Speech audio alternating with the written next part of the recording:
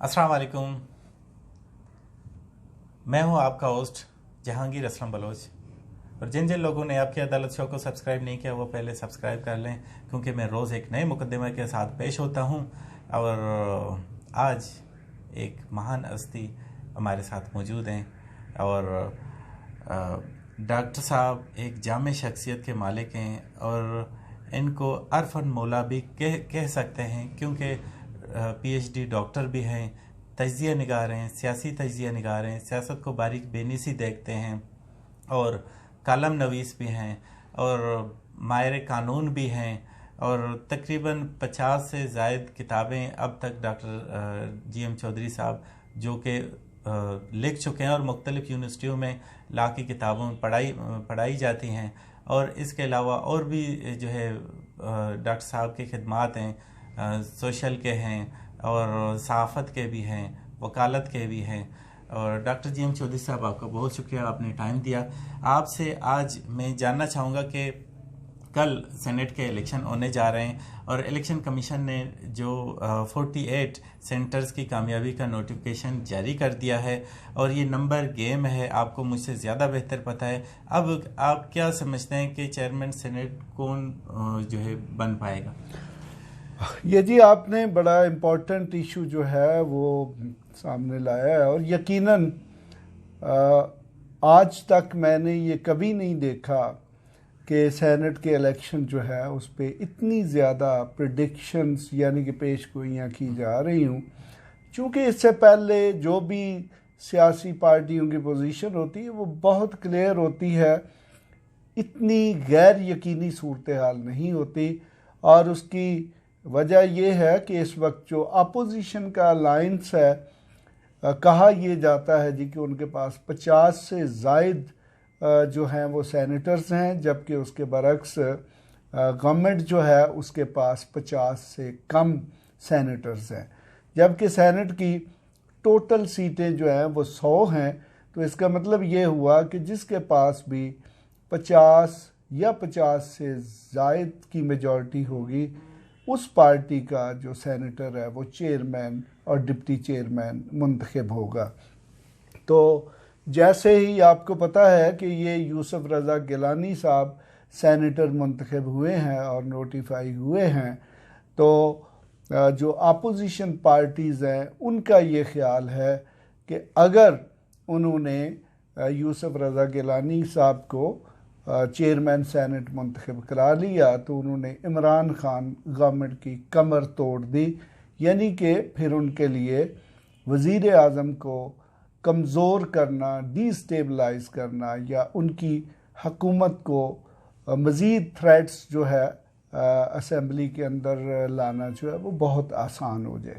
Doctor साहब, आपसे मैं यही जानना चाहता हूँ कि क्योंकि जहाँ तक मैंने जो चीज़ें समझी हैं कि सियासत में जो दिखता है वो होता नहीं है, जो होता है वो दिखता नहीं है। और इस वक्त हुकूमत के पास यानी पीटीआई के पास जो इत्यादी जमायतें मिला के 49 सेनेटर्स हैं और अपोजिशन के पास 53 सेनेटर्स हैं।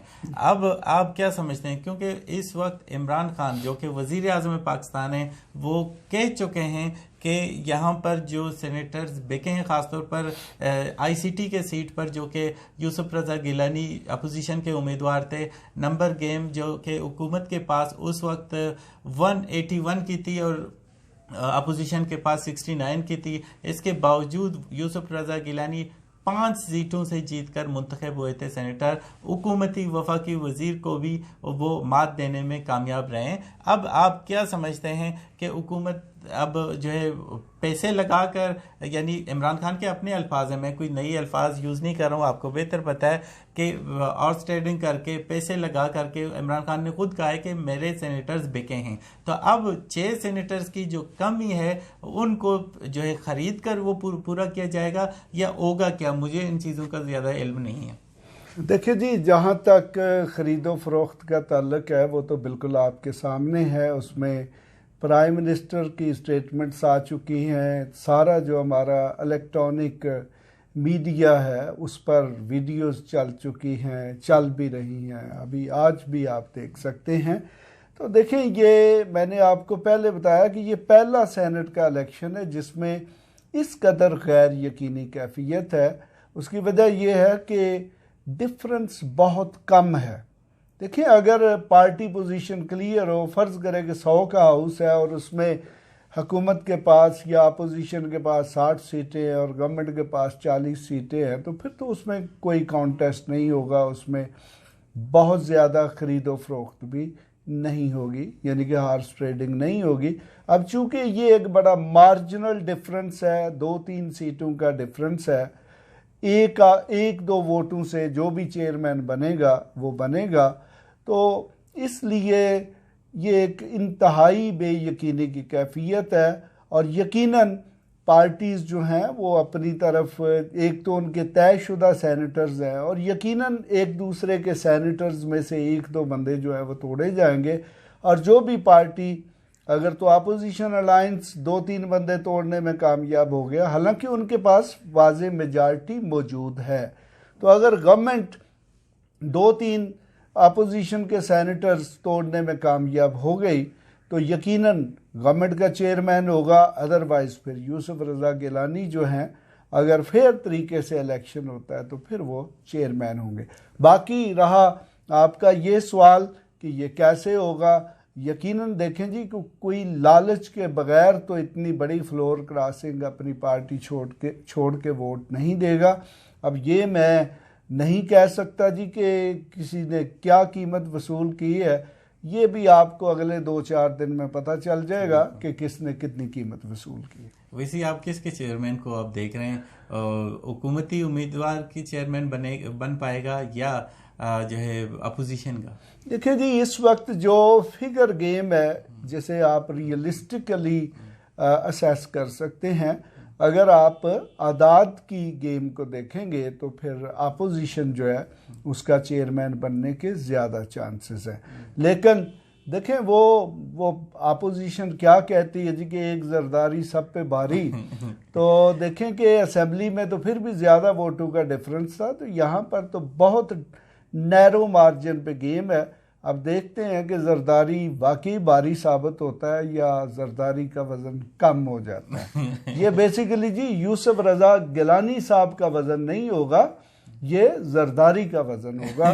तो अगर जरदारी का वज़न सेनेट में कम हो गया तो फिर यकीनन आगे उनका जो लॉन्ग मार्च है या फिर जो पंजाब में वो मूवमेंट चलाना चाह रहे हैं, वो सारी की सारी उनकी मूव्स जो हैं वो नाकाम भी हो सकती हैं और फ्रस्ट्रेट भी होंगी। डॉक्टर जेम्स चौधरी साहब, आपका बहुत शुक्रिया कि आपने आपकी अदालत शो में जो है शिरकत की, और कल हम एक और शो के साथ मिलेंगे, लेकिन कल तक के लिए अपने होस्ट जहांगीर असलम बलोच को इजाज़त दीजिएगा। जो सब छुपाते हैं वो हम दिखाते हैं, और कौन कौन और कितने सेनेटर बिके हैं, कितने में बिके हैं, किसकी बोली कितने में लगी है, वो हमारे पास ज़राए ज़रूर हैं, लेकिन जब तक वो हमारे पास ठोस शवाहिद जब तक दस्तावेज़ात के पास साथ नहीं आते, उस वक्त तक हम उन नामों को डिस्क्लोज़ नहीं कर सकते हैं, क्योंकि वो लीगली और एथिकली कुछ चीज़ें वो ठीक नहीं हैं। इसी वजह से कल तक का इंतज़ार कर लीजिएगा। लेकिन जिस तरह डॉक्टर जी एम चौधरी साहब ने अपना तजज़िया दिया है कि अगर ना बिके और नहीं चले जो लालच और रिश्वत, तो फिर अपोजिशन का उम्मीदवार चेयरमैन सेनेट बन पाएगा। अदरवाइज़ अगर लालच में आ गए तो फिर हुकूमत गवर्नमेंट यानी चेयरमैन सेनेट बनाने में कामयाबी हासिल कर पाएगा। Thank you, wish you have a good day.